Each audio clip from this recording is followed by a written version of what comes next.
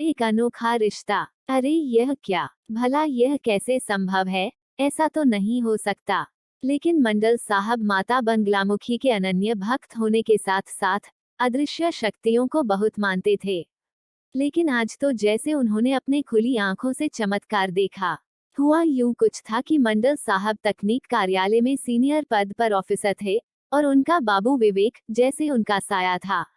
वह कहने को ही मात्र बाबू था, लेकिन बचपन से ही मंडल जी ने उसे अपने छोटे भाई की तरह ही पाला पोसा तथा बड़ा किया, और यहाँ तक कि उसे पढ़ा लिखा कर इस काबिल बनाया कि वह अपनी मेहनत पर ही पहली बार में ही बोर्ड में चयनित होकर उच्च श्रेणी लिपिक के पद पर उसी कार्यालय में पदस्थ हुआ, जहां मंडल बाबू एक सीनियर ऑफिसर थे। उन्होंने विवेक को बचपन में रास्ते पर भीख मांगते हुए पाया था, और जब वह संध्या वंदन के बाद मां बंगलामुखी के मंदिर से वापस लौट रहे थे, तभी इस बच्चे ने उनका हाथ थाम लिया और उसे माता का प्रसाद समझकर उन्होंने अपने साथ ला लिया।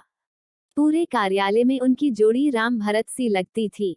वो खुद कहते थे कि यह मेरा बाबू नहीं, माँ का आशीर्वाद है और मेरा छोटा भाई है। इसे माँ ने मेरे जीवन के खालीपन को भरने के लिए भेजा है।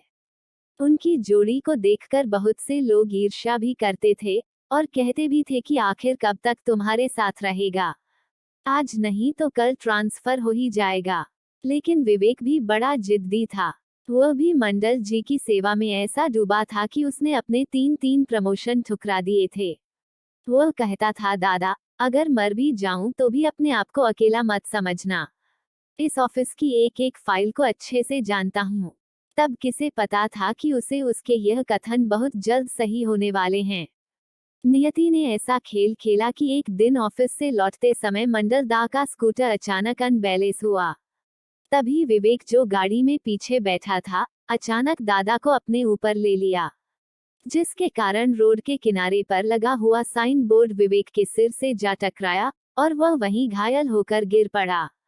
मात्र 2 दिन के समय में ही डॉक्टरों ने उसे पहले कोमा फिर मृत घोषित कर दिया। मंडल बाबू पूरे 15 दिनों तक एकांत कमरे में माता बंगलामुखी के सामने बेसुध से पड़े रहते। उनका विवेक के लिए वास्तविक प्यार तब सामने आया जब उन्होंने अपने त्यागपत्र की घोषणा कर दी कि भाई के बिना ऑफिस में मन नहीं लगेगा, क्योंकि मंडल दा बहुत ही ईमानदार और न्यायप्रिय व्यक्ति थे। अफसरों ने समझा बुझाकर पुनः काम पर उन्हें बुला लिया।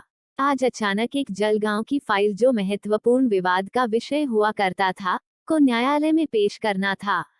इसलिए मंडल दा को वापस बुलाया। वह बुझे मन से ऑफिस तो आए, लेकिन आते ही विवेक की कुर्सी को देखकर फफक फफक कर रोने लगे, फिर काम में लगे। फिर ऐसा भी क्या काम, वो लगातार दोपहर तक हर पन्नों को अपने हाथों से लिखकर डिस्पैच के लिए देने गए, और थकावट में वही कुर्सी पर बैठ गए। सभी ऑफिस के लोग लंच के लिए चले गए। तभी अचानक मंडल दा को ऐसा महसूस हुआ कि कंप्यूटर स्क्रीन चमक रही है। थोड़ी ही देर पहले अपने ऑफिस में लगी मां की तस्वीर को देखकर विवेक को खोने का शोक मना रहे थे। इस बीच कंप्यूटर स्क्रीन की चमक ने उनका ध्यान अपनी ओर आकर्षित किया। उन्हें अपने पास विवेक के होने का एहसास होने लगा, और कंप्यूटर अपने आप ही चल पड़ा। कंप्यूटर की स्क्रीन पर अचानक वह तस्वीर जिसे विवेक अक्सर देखा करता था, जिसमें एक और माता की और एक और मंडल दा नजर आए, और देखते ही देखते कंप्यूटर अपने आप चलने लगा। सारे पेपर जिसे मंडल बाबू ढूंढना चाहते थे, अपने आप ही प्रिंट होने लगा है। ऐसे लगा जैसे विवेक हमेशा से ही जानता था कि इन फाइलों की आवश्यकता होगी। सेंट्रल प्रिंटर की आवाज सुनकर चपरासी दौड़कर आया और बोला, बाबू कुछ प्रिंट दिए हो? मंडल दा कुछ नहीं बोले। उनका ध्यान उस कीबोर्ड की ओर था, जिसमें एक अंतिम खत लिखा जा रहा था। मेरे दादा, आप अपने को कभी अकेले मत समझना, मैं माँ के आशीर्वाद से हमेशा आपके साथ ही रहूंगा। आपका अनुज विवेक। समाचार पूरे ऑफिस में आग की तरह फैल गया। कुछ लोग इसे अफवाह बोल रहे थे, तो कुछ लोग सही समझ रहे थे। अब तो उनके जीवन में, जो उनसे ईर्ष्या करने वाले भी नतमस्तक थे कि वाकई जन्म और मृत्यु से परे भी एक दुनिया है, जो उन दोनों भाइयों को भी अलग ना कर पाए। आज भी ना जाने मंडल दा उनके ऑफिस में आकर पुनः प्रफुल्लित हो उठते हैं, और मां को भोग लगाने के बाद अनजाने में ही एक बार विवेक को जरूर पुकारते हैं।